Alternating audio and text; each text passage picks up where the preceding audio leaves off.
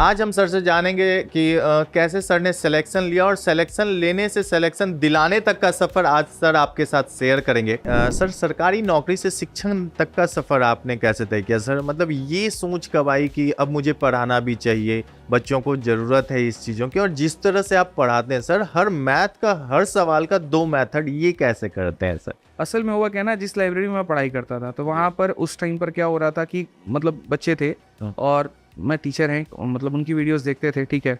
तो मैं देख करके बड़ा दंग रहूँगा वहाँ पर कि ये सवाल है, इसको बहुत आसानी से ऐसे किया जा सकता है, लेकिन उसको इतना कॉम्प्लेक्स में बताया जा रहा है और उसकी इतनी हवा बनाई जा रही है कि जैसे ऐसा लग रहा है कि ये पता नहीं क्या बता दिया, ठीक है। टफ प्रेजेंट किया जा रहा था, एक माहौल था उस समय, मतलब डर का, जहर का और सारी चीज़ों का, ठीक है। और बच्चे को ऐसा लगाया जा रहा था कि अगर तुम्हें ये नहीं आता तो तुम सिलेक्शन नहीं ले पाओगे, बल्कि मेरे लिए बहुत कैजुअल था। मैं नॉर्मल पढ़ाई कर रहा हूँ, सारी चीज़ें वहाँ पर देख रहा हूँ, मेरे हर सब्जेक्ट में 50 भी आ रहे हैं, तो मैं वही देख पा रहा था। जैसे क्या होता है ना कि आपके खुद के मार्क्स नहीं बन रहे और तब आप ज्ञान दे रहे हो, तो हमने वो काम नहीं किया। हमने कहा पहले खुद को अपना तुम सही करो पहले, तब कुछ बोलोगे तो दुनिया सुनेगी भी तुम्हें, समझेगी भी तुम्हें वहाँ पर।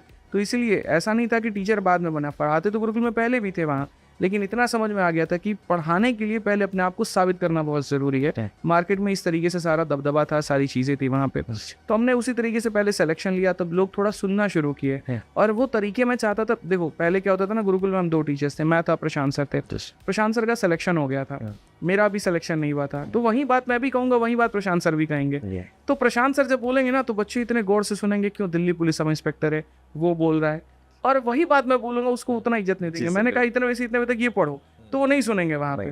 तो समझ में आया कि यार ऐसे बात नहीं बनेगी, तुम्हें पहले अपने आप को साबित करना पड़ेगा, पहले ये सारी चीज़ें देखनी पड़ेंगी, तब होगा।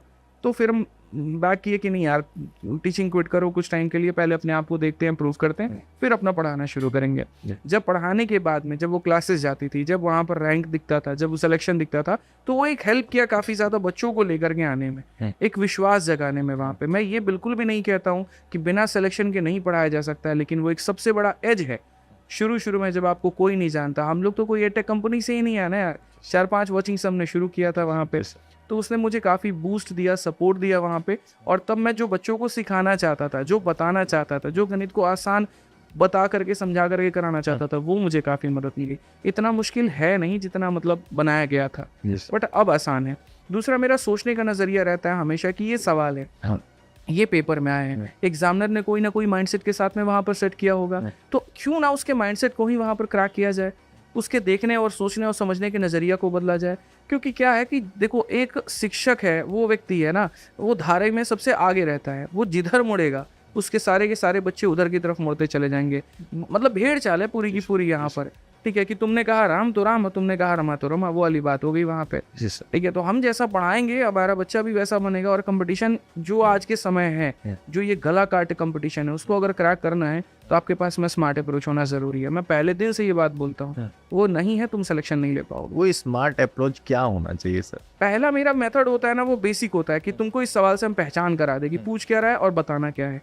और दूसरा मेरा यहाँ पर ये होता है कि अब ठीक है, समझ गए तुमने क्या है, अब इसको 3 सेकंड में उड़ाने का तरीका देखो कि कैसे उड़ाओगे।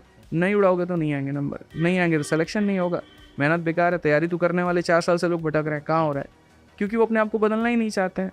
स्मार्ट अप्रोच सिलेक्शन का सबसे छोटा जरिया है। वो परपेंडिकुलर और बेस जो है ना, तो वो हाइपोटेनस है। ऐसे मान करके चलिए कि आपको घुमा के लेके नहीं जाएगा, सीधा लेके जाएगा रॉकेट से।